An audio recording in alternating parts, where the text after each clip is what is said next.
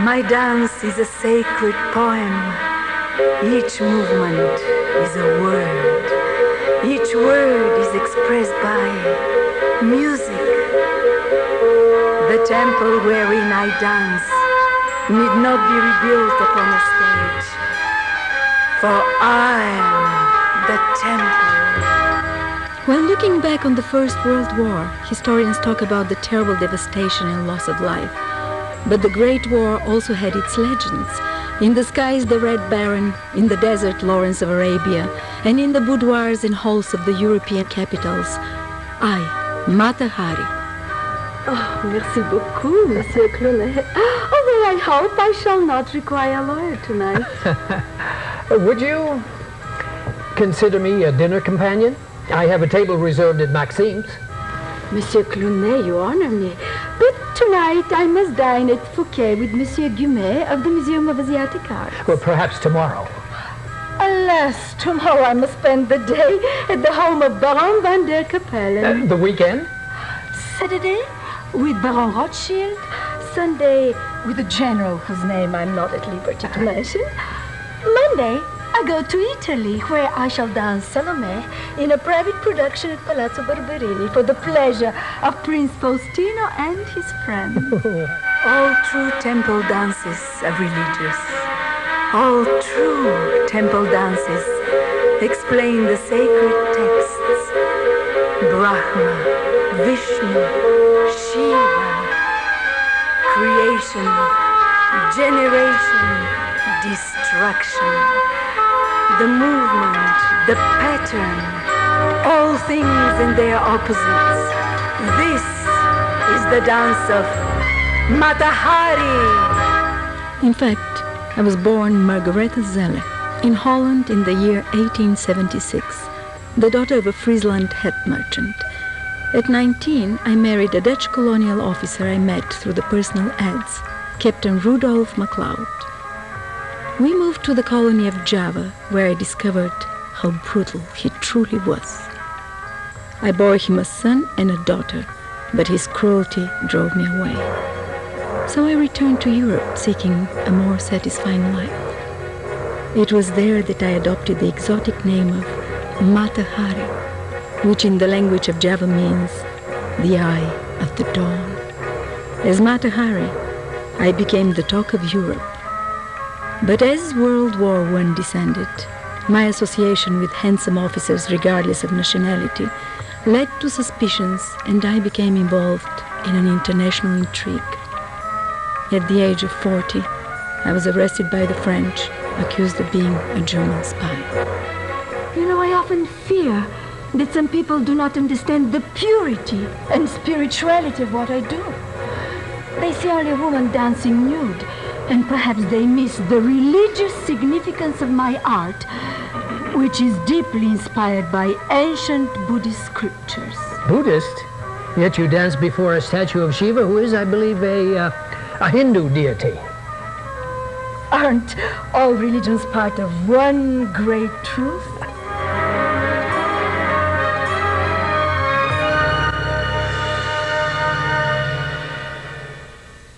In the name of the Third Republic, the woman Margrethe Hertruida Zeller, known as Mata Hari, living at the Palace Hotel, of the Protestant religion, a foreigner born Holland, 7 August 1876, 1 meter 75 centimeters tall, being able to read and write, is accused of espionage and complicity and intelligence with the enemy. Vive la France! Captain Georges Ledoux, Chief of Counterintelligence, to Colonel Goubet, Director of Intelligence, 2nd Bureau. The woman Margaretha Zella MacLeod, a Dutch national using the stage name Mata Hari, arrived in Paris on the 16th of June, 1916. Reports from agents Tarle and Mornier indicate that Madame MacLeod has taken rooms at the Grand Hotel. The source of her income is not yet known, but we may soon have the opportunity for some answers. Today, Madame MacLeod has made a request to see me. I may have a request for her myself. Captain Ledoux, I'm Mata Hari. So I've heard. How may the Military Bureau for Foreigners be of assistance? I need a visa to visit the spy at Vittel. Apparently it's under military jurisdiction, and my friend, Lieutenant Hallor, of the War Department, said that you were in charge of such things. Is Madame ill, that she needs to take the waters at Vittel? A friend of mine is there, an officer wounded at the front. Mustard gas. Those filthy Boche. The sight in one of his eyes has been severely damaged. And he has such lovely blue eyes. No doubt. And his lungs are not strong either. I'm sure they're lovely, though. Monsieur? Nothing, Madame. You wish to visit this wounded hero? I think it'll do him good to see me. A sort of tonic. Exactly. The name of this gallant officer? Captain Vadim Maslov. A Russian. An ally. And a member of the Imperial Guards. May I ask how you came into contact with this Captain Maslov? I met him at a party. Do you meet many men at parties? Does the captain disapprove? Oh, why should I disapprove of you? If you mean that, then get those 2 cups out of my shadow. Cops? Terland, what's his name, Mornier? Every time I go back to my room, everything has been turned upside down. You know, I don't have the means to keep giving extra tips to the chambermaid to clean things up. You and your cups are costing me a lot of money. I wish I knew something about this. It's a hot day. Give them a break. Let them spend the afternoon at that little bistro across the street. They can drink a toast to me. Why would 2 cops, as you put it, have any interest in you? That's a question the Second Bureau could answer better than the Military Bureau for Foreigners, don't you think? Madame has been doing some investigating of her own. Lieutenant Hallor tells me what's what. Now, let's be sensible. You're treating me as though I'm a German spy or an international jewel thief. Captain Ledoux, this idiotic game has got to stop. Either I'm dangerous, in which case you should kick me out of France, or else I'm just a nice little woman who needs some peace of mind at the end of the theatrical season.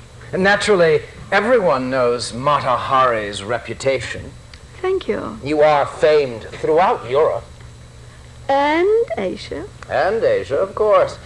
But, if I may say so, I believe your greatest fame remains here in France, the scene of your greatest triumphs, both on stage and off. Captain Ledoux, I believe you're trying to seduce me. Madame. If I may offer some advice from a lifetime of experience, the direct approach saves a great deal of time.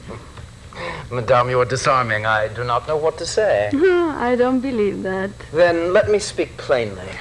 What a refreshing change of pace. I will put a proposition to you. Well, that is direct. All right, Captain, what must I do to get to Vittel and away from your cups? It's not that sort of proposition. It's more an offer of employment. Does the Second Bureau put on dance recitals? No, but you are more than just a dancer, aren't you? You are a woman of international reputation and a citizen of a neutral country. You're welcome anywhere. You may speak and listen to all sorts of people in high places. And how do these talents get me a visa to see my friend at Vittel? There are 2 things that win wars: courage in battle and information. Where is the enemy? How strong is he? Where are his supply lines? What are his plans? What does he know about us? Without such information, courage is compromised and wars are lost. Madame, although you are a citizen of a neutral nation, I believe your heart is with France. If that is so, would you consider rendering a great service to the country which has given you, a foreigner, so very much? I was hoping you'd start to speak plainly, but I think you want me to spy for you. For France. For how much? In addition to a passport to Vittel. Such work as you propose is either worth a great deal or nothing. Oh, you must understand that our regular agents are paid very little. Oh, then they must be very stupid. I don't see how you can rely on the quality of such information. You know, you get what you pay for. The Second Bureau has been known to be generous in special matters. How generous. That would depend on the quality of information. Captain Ledoux, this is certainly the most fascinating offer I've received all week. Perhaps I can give you an answer when I get back from Vitel. Very well. You may go to Vitel to visit your Russian captain. Think about what I've said. Merci, mon capitaine. We'll speak again. One more thing. This conversation is strictly between ourselves. Monsieur, I have never betrayed a confidence. I hope that will change, madame, so long as you never betray my confidence. Au revoir. Another thing. I'm taking a chance with you, so I ask you, while you're at Vitel, not to become involved with any French officers. I'll tell you what. If I should get the urge to seduce a French officer, I'll just think of you, Captain, and the feeling will disappear. In 1916, I went to Vitel to see the Russian captain Vadim Maslov, with whom I spent the most beautiful days of my life. I loved and adored him above everything. He proposed marriage. Without money, your family would never approve of me, would they? Oh, now. Mother can be a little difficult. But don't worry, dearest. Don't worry. We'll think of something. Yes, we will. What are you planning? You're thinking of something. How much would we need? Well, 1 million? rubles? Francs! How can we get 1 million francs? The money's always there. You just have to be worth it. Darling, I don't understand. I'll tell you later. But Later. You will have your money. I give you my word as an officer. Now, there is a ship leaving for Holland in 2 days, stopping in England and Spain. Please, please, please be on that ship. Captain Ledoux, I suggest you develop a little more appreciation for my talents, especially now that we're partners. Au revoir, mon capitaine. I have to pack for my voyage. The next time we meet, I will have information for you, and you will have 1 million francs and some new dresses for me.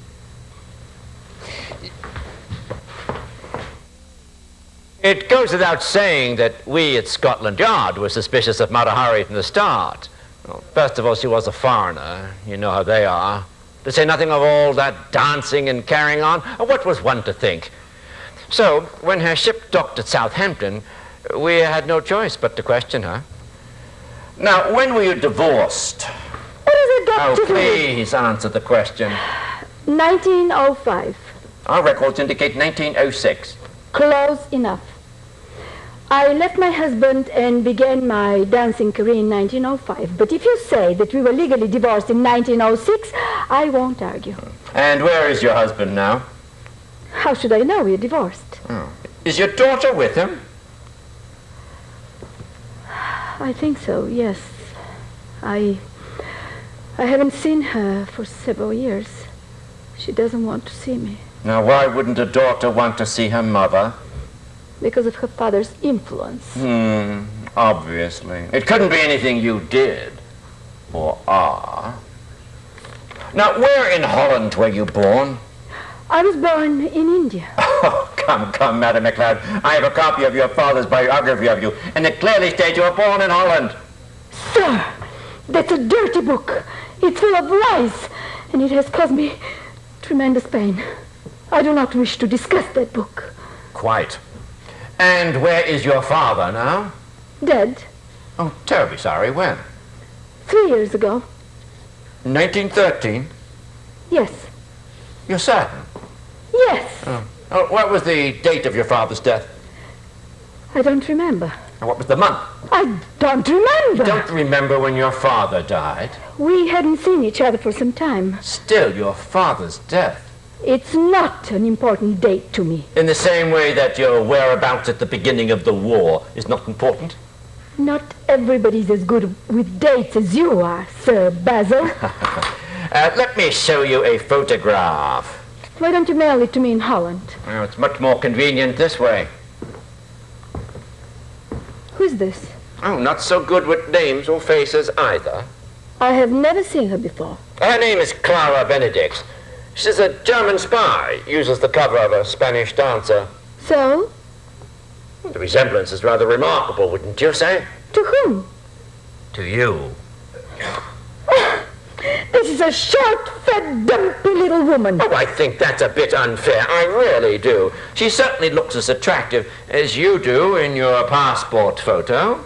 What are you saying? Isn't that your photograph? No, this is not my photograph. I put it to you that you are Clara Benedict. And I swear to you that is a mistake. I put it to you that your passport's a false passport. Well, send it over to Holland and you'll see that it's perfectly in order. Really? Yes.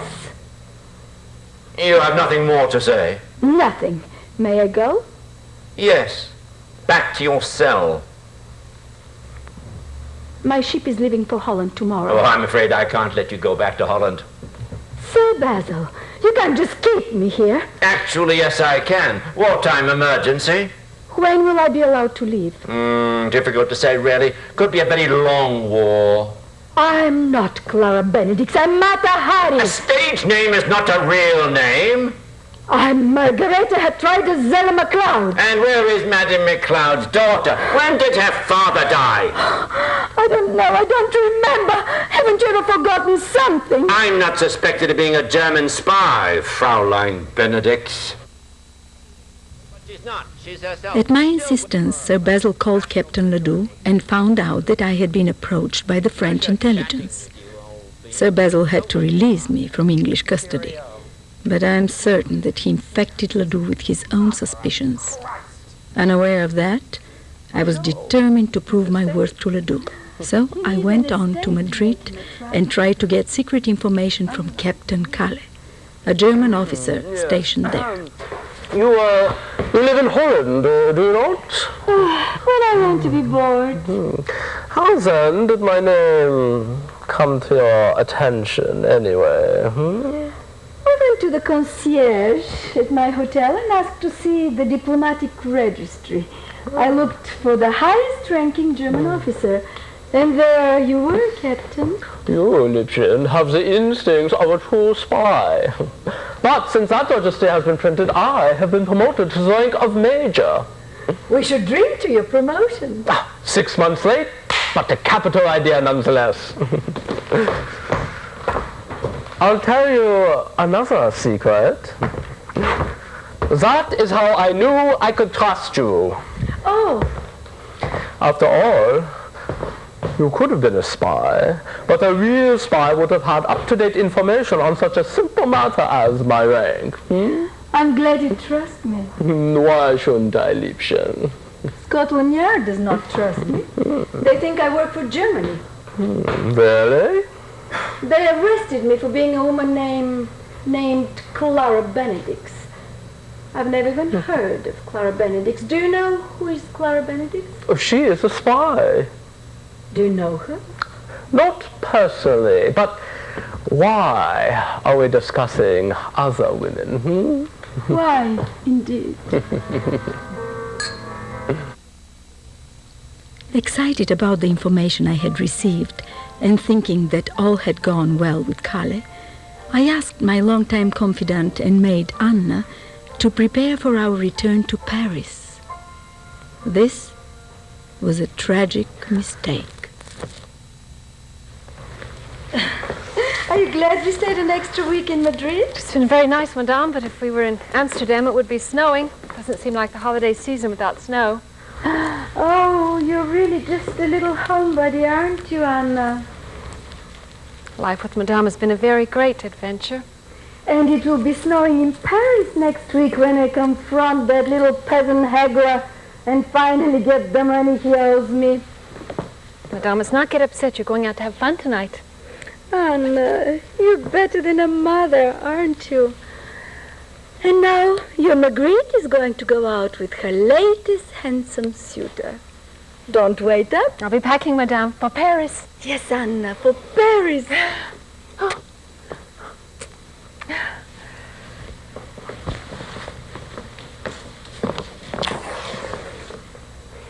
Happy New Year, Anna. Happy New Year. It'll be a good one.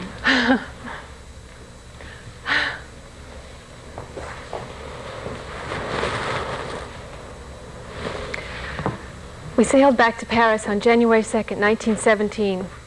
But Captain Ledoux refused to see Madame. Instead, one of his policemen began to follow her again. One morning, as she was having breakfast in our hotel suite, I went to the cleaners with some of her clothes. I never saw her again. So, you suspected her even before Scotland Yard came forward with their own suspicions, eh? Captain Bouchardon, any decent man would suspect her. But double agents can be useful, and spies who are only interested in money are the easiest to turn. Unfortunately, her sympathies remained with her German paymasters. Yes. Well, she says she sent you information concerning German submarines off the coast of Morocco. Information we already had. It's an old trick. Stale information to win the trust of an enemy service. Uh-huh. So, does this mean that you haven't gotten anything out of her yet? Well, I've told you everything I know, just as I'm sure you've told me everything you know. You do tell me everything, don't you? Everything you need to know. Does this mean there's other information? She should be here by now. We'll talk later. If there is other information, I should have it. I mean, after all, I have to interrogate the woman. Ah, Mademoiselle, please, have a seat. Why am I not allowed to write to anybody? You're allowed to write. Why do you never deliver my letters? We deliver your letters. You let me pay bills, but you keep all my personal letters in your files. Frankly, madame, that is because your letters are rude. In what way are they rude? Well, you keep complaining to all your friends that we're keeping your letters in our files. But you are keeping my letters in your files. There you are. If I promise not to say anything rude in my letters, would you deliver them? So long as they're not addressed to any foreigners, civilians, or anyone who hasn't received official clearance to hear about your case. But that would include almost everybody. Mademoiselle, if we could please continue my interrogation of you, please. I want my clothes. Clothes? I'm much easier to deal with if I'm properly dressed. Well, proper for a courtesan is not proper for a prisoner. If I cannot have friends, I want clothes. And which clothes are these? My hat's at the milliner's, my shoes at the shoemaker's, my feather boy, the cleaner's. I want them delivered to me. Perhaps Madame would also like us to arrange daily milk baths, eh? I would like you to arrange my freedom. Why don't you just deport me? Ah, so you can go back to the Germans, eh? So I could go home. And where is home? Holland? India? Madame, you have no home. You crisscross this world like some infectious disease. Well, then quarantine me. Keep me in France, but take away my passport until the war is over. Keep me at the Palace Hotel under surveillance. Why do you need to keep me in that filthy prison? That filthy prison cost a great deal less than the Palace Hotel. Then I want clothes. First, tell me what I want to know, then we'll see what can be done. So, if I'd lie, I can get my clothes. No, I don't want you to lie. I want you to stop lying. I haven't been lying. Is that the truth or is that a lie? I want my hats. When did you first begin working for German intelligence? I want my shoes. How much money have they paid you? I want my feather boy. Who are your contacts? I have no contacts. Who are your accomplices? I have no accomplices either. You are aware, are you not, that Captain Ledoux is perfectly willing to have you shot if you do not cooperate? Well, tell that little peasant that I'm cooperating. You beady-eyed little fish. And stand still, stop biting your nails. You're driving me crazy. Did you not receive 5,000 francs from a Major Arnold Kalle on January 17th of this year? No. Well, that money was wired to your bank account through the Dutch legation in Paris. We believe the source was Kalle. The source was Baron van der Capellen, a Dutchman whom I have known for a very long time. Oh? Can you prove that? Write to him. Call him. Impossible. He's a foreigner and a civilian and has not received clearance to hear about your case. You're insane! You're being rude again. After months in that filthy prison, I pleaded with Ledoux and Bouchardon to give me a chance to prove my loyalty and win my freedom. This is ludicrous. You'll have to do better than that, Mata Hari. Monsieur, I have truly never done any espionage against France. I came to see you so I could see Vadim. You were the one who told me I should be a spy. You were the one I told you I could find secret information from the Crown Prince, and I still can do that. But you have to let me out of here first. I think these proceedings are over for today. Guard! Your taxi is waiting, madame. Keeping me here won't help you win the war. I still can find out things that nobody else can find, but you have to know how to Take her. how to use me. You've never understand how Take to her. I'm trying to explain. I've told you the truth. The whole truth. Why are you doing this to me?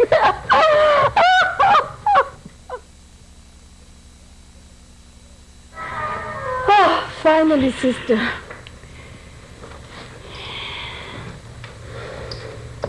Oh, look, isn't this beautiful? I bought it in Berlin before the war. Oh, here. I think I'll wear this for the trial. Or maybe this. What do you think? I'm a nun in a prison. I don't get a hell of a lot of questions about fashion. I'll decide later. Oh, good. They have taken the stain out. Absinthe can stain terribly, you know. I'll be careful about that.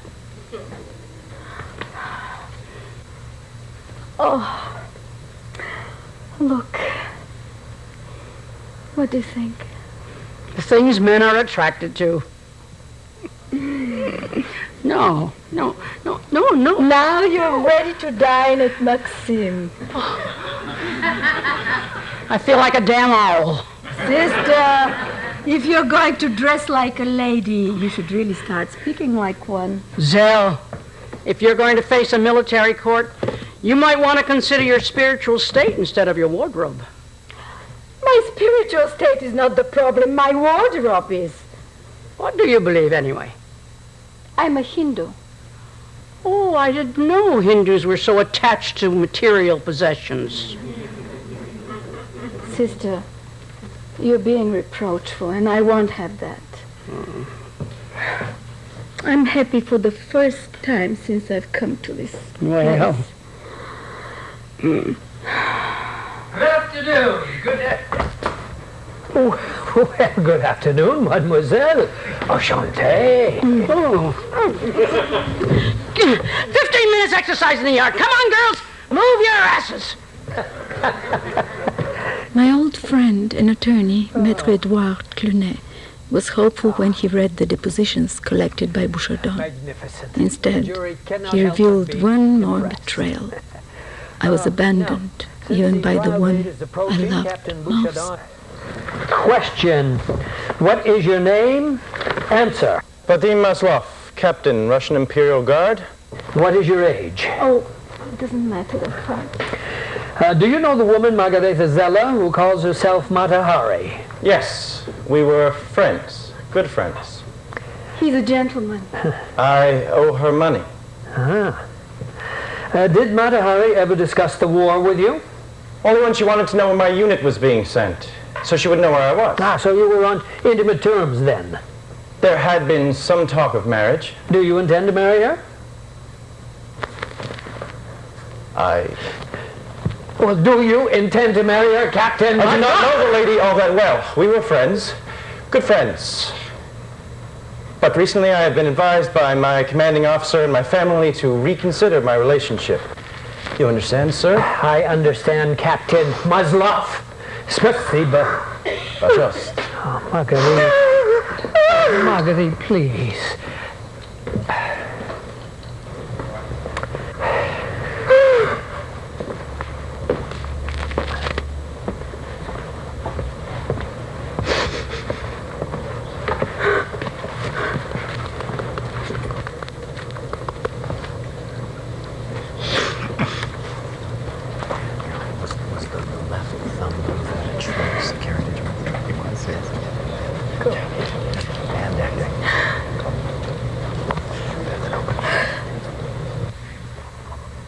Captain Bouchardon, why do you make me suffer like this?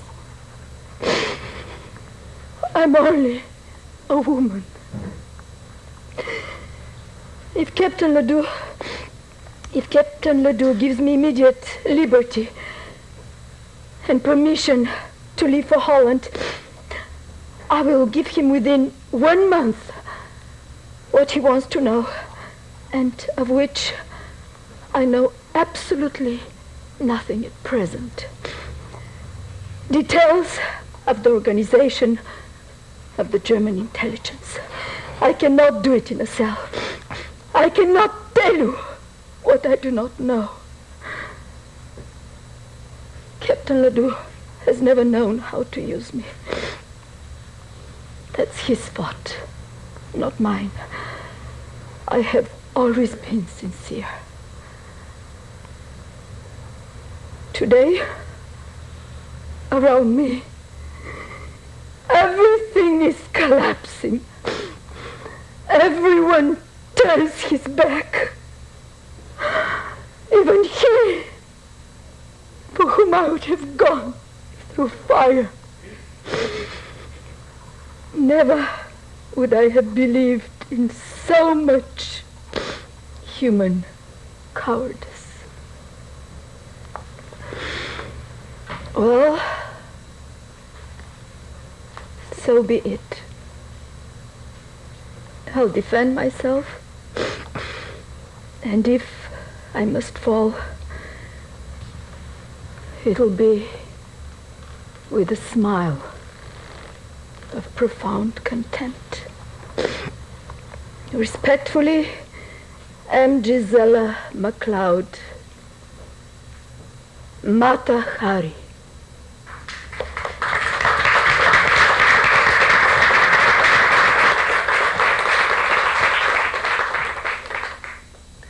At my trial, Edouard was passionate and eloquent in his plea for humanity and justice. What more could he have done? But, monsieur, in defending the nation's life, we must not sacrifice the nation's soul. I beseech you, officers.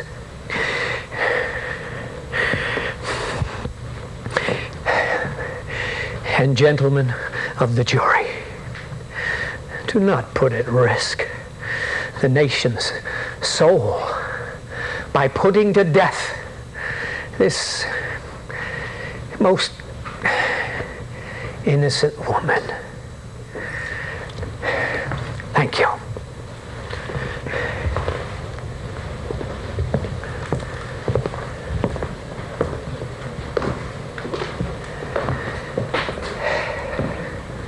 Your Honor, gentlemen of the court, I have only this to say. I'm innocent. I have lived my life openly and honestly. Perhaps some of you do not approve. But although I have been a courtesan, I have never been a spy against France. I have known many officers because I have always loved brave men who'd give their lives for their country. Well, gallant men who live by the code of honor. Well, I too have my courage and my honor. And I'm not coward enough to invent names under the threat of death. I have nothing to apologize for. I'm innocent.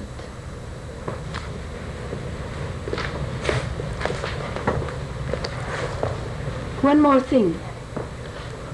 I have suffered many insults and accusations in the past months. But the officers who have accused me are wrong. And more than that, they are not gallant.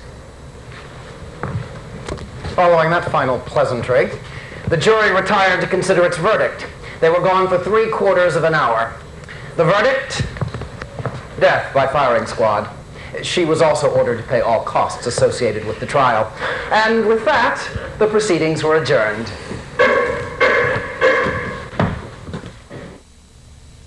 Even after the sentence, I still hoped to win my freedom, as I confided to Sister Leonid.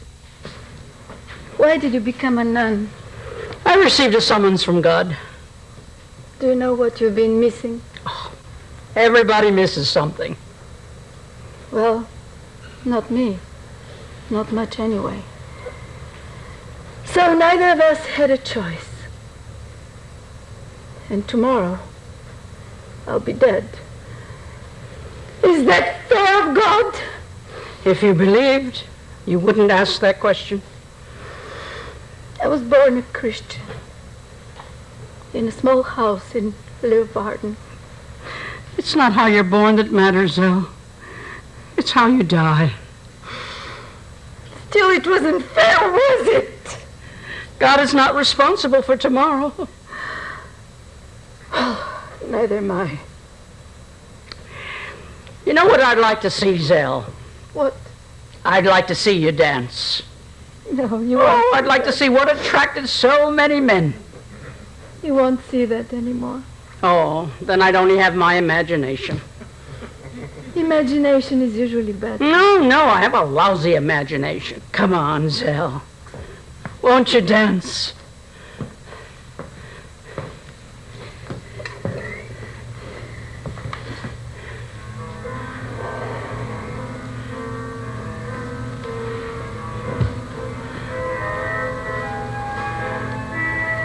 My mother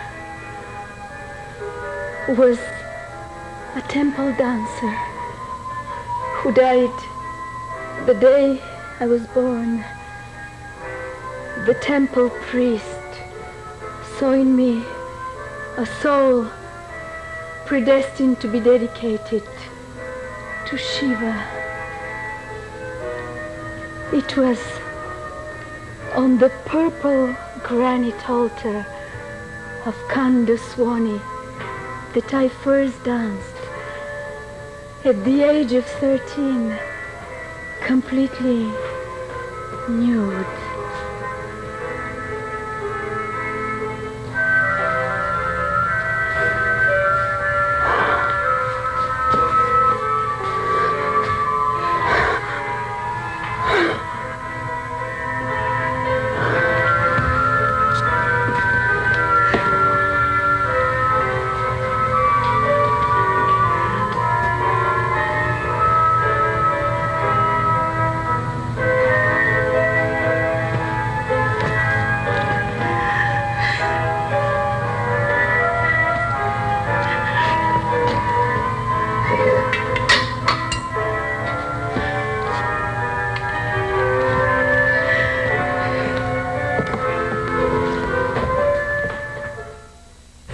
Marguerite!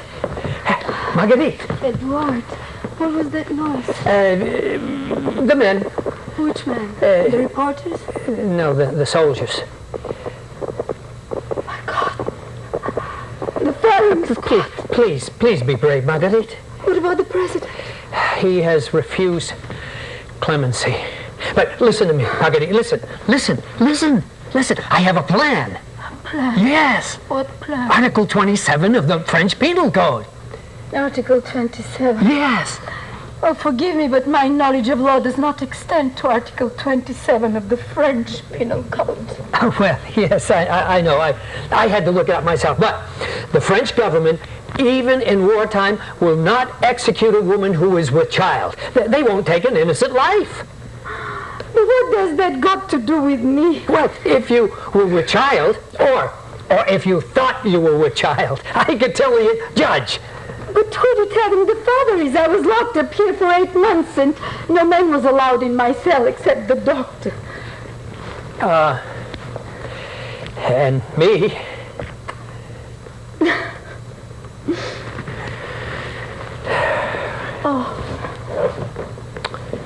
I didn't mean to hurt you, please. Oh, please forgive me. Of course, I'm a stupid old man. No, you're a dear, wonderful, sweet friend, but you don't have to sacrifice your great reputation for my sake. Have courage. I failed you. I'm beyond failure. Have courage, my friend. Life and death Or illusion. Oh. You must go now. Au revoir. Oh. Are you ready, madame? Execution at dawn. How barbaric. In India, executions are carried out at the stroke of noon.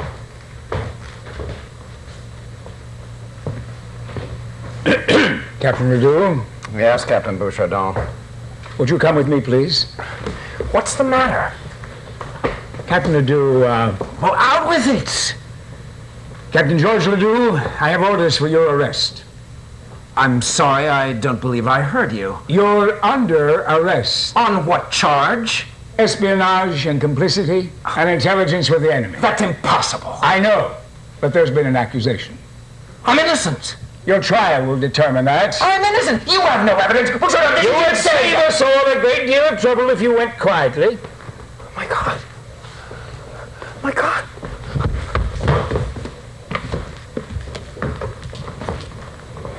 Annoying, but it changes nothing. Madame?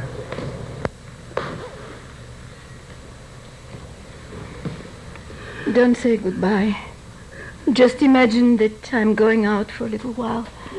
And I'll be back soon. Courage! Courage!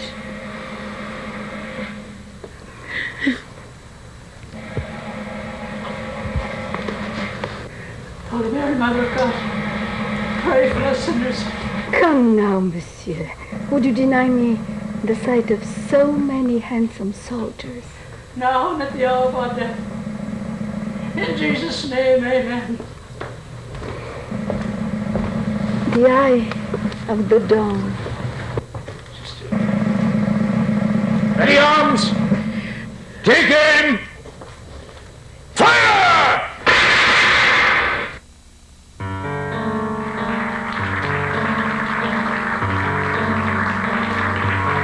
Now you know what evil mind until onward.